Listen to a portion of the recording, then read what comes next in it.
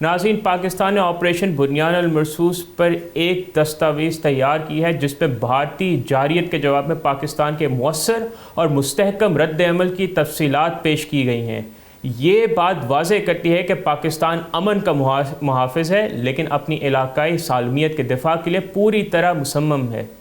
ناظرین، ذرائع کے مطابق دستاویز میں کہا گیا ہے کہ غیر اشتعال انگیز بھارتی جارحیت کے جواب میں پاکستان نے آپریشن بنیان المرصوص شروع کیا، جو کہ اقوام متحدہ کے چارٹر کے آرٹیکل 51 کے تحت ایک فیصلہ کن کارروائی تھی۔ پاکستان سفارتی سطح پہ بھارتی جارحیت کو ناظرین ایکسپوز اور بے نقاب کرنے کے لیے بھی مرکوز ہے۔ آج پاکستانی وزیر خارجہ اور نائب وزیر اعظم اسحاق ڈار اپنی چینی ہم منصب کے